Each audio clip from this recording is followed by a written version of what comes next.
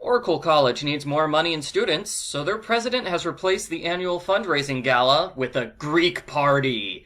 Everyone's gonna show up in togas, they'll scream about football, and the donors will get so drunk they'll give way more money than they expected. Oh, wait. Nancy can't go to a Greek fraternity party. That's inappropriate. Let's make it a Greek god party instead.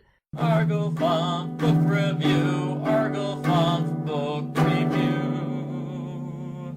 This review brought to you by Patreon. Patreon, please give me money. Nancy, Bess, and George have been invited to the gala by Iris Pappas. Iris is Nancy's sidekick for the book. She's Nancy's childhood friend who's obsessed with fashion. She makes several wisecracks, and she's terrible at solving mysteries. In other words, they replaced Bess with Bess. Everyone dresses up like a Greek god for the gala. Nancy is Athena, Bess is Aphrodite, George is Hermes, and whoever dressed up like Demeter must be super boring. Of course, every costume is described in great detail. We meet several people, including Sebastian, the top student, Dr. Brown, or as I call him, Professor Handsome, and Dr. Stone, the sad professor with a reputation for being harsh. Nancy starts feeling suffocated at the party, because I guess she's an introvert now. Sebastian gives a big speech when the balcony collapses beneath him. He falls to the ground and ends up in the hospital. Nancy is so disturbed by this, she can barely function. Her head starts pounding and she has to sit down for a while. She decides to hide in her bedroom for the rest of the night. Apparently she has her own private bedroom at this college. Okay. Nancy morphs from fainting teenager to Sherlock Holmes when she finds some clay fragments on the bottom of her shoe.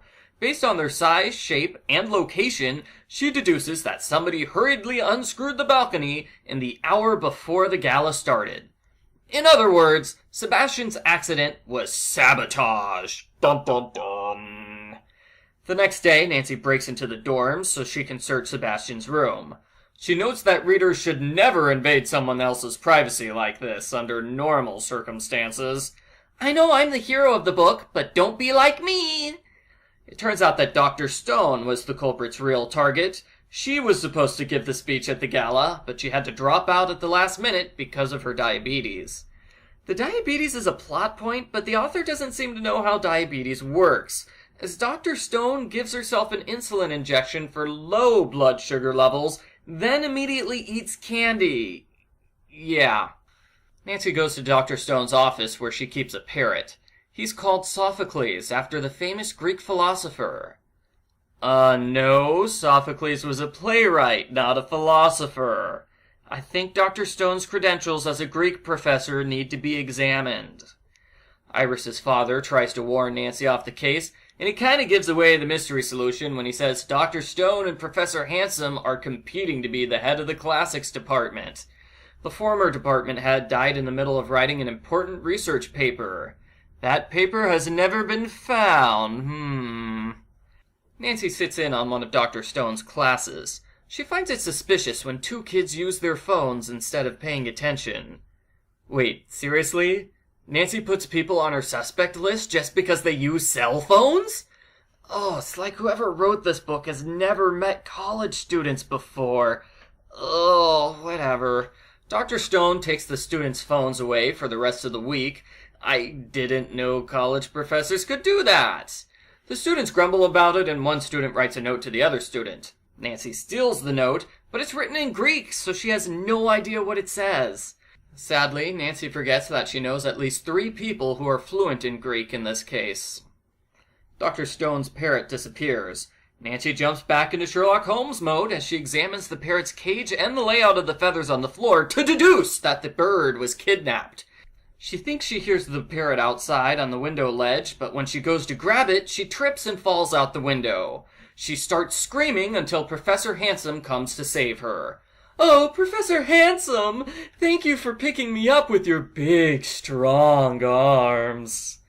Nancy uses the internet to translate the note that was written in Greek, which, by the way, is super difficult. You can't really type Greek letters on a non-Greek keyboard. Just thought I'd point that out. The note says the students plan to meet in the professor's office at 8 o'clock. So Nancy hides under the desk in Professor Handsome's office in order to watch them. Turns out the students aren't doing anything wrong, they're just trying to get their cell phones back.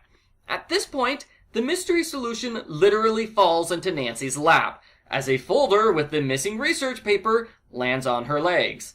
Nancy quickly realizes Professor Handsome is the culprit. He's planning to pass off the paper as his own work to help him get promoted to the department head. He still needs Dr. Stone out of the way, though. Nancy realizes, oh no, he set a trap with the parrot. So she goes to warn Dr. Stone, but her car runs out of gas. Which is weird because Nancy hasn't driven at all in the past 2 days. Nancy runs as fast as she can. She arrives just in time to stop Professor Handsome from putting Dr. Stone in a diabetic coma. In the final chapter, Sebastian recovers from his injuries and Dr. Stone gets the promotion. Dr. Stone gives Nancy a Greek figurine, and Iris gives Nancy a scarf with a magnifying glass design. The end. Post-book follow-up. Chapter 9 was rather weird. It starts with a dream sequence where Nancy finds a white note tied with string on her bedroom floor. She picks it up, and then she wakes up. It has nothing to do with anything, and the scene has no effect on the book at all. I can only assume they included it just so they could justify the cover artwork. Too bad they didn't bother to justify the book's title, 'cause there's no professor setting puzzles in this book. In the same chapter, Nancy doesn't know what to do next, so she calls Bess and George for help. I thought that trick only worked in the video games. George tells Nancy to check the security cameras, which is something obvious that should have been done 6 chapters ago. Also, George uses 1940s slang the entire time. It's weird, and there are a few scenes like that didn't seem to fit in with the rest of the book. I'm thinking of Nancy being scared of Iris's dad, Nancy's unused car running out of gas, and Dr. Stone arguing with Nancy over whether or not she has a crush on Professor Handsome.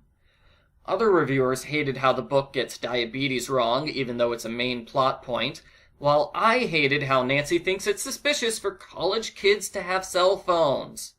And I find it out of place how Nancy is vaguely incompetent and rather squeamish for the majority of the book, but then she temporarily morphs into master detective when looking at evidence at crime scenes. Why can't she be smart Nancy all the time? Or at least, couldn't she have been smart Nancy during the mystery solution? That would have been better than a Deus Ex Machina, where 2 students unknowingly drop the solution into her lap. Overall, it's not a bad book. It's an okay mystery. I particularly like the costume ball and the plot twist of Nancy investigating the wrong person. Nancy's new sidekick wasn't bad either. It's mostly just little things that rub me the wrong way, nothing major. I give Nancy Drew Diaries number 15, The Professor and the Puzzle, a 7 out of 10.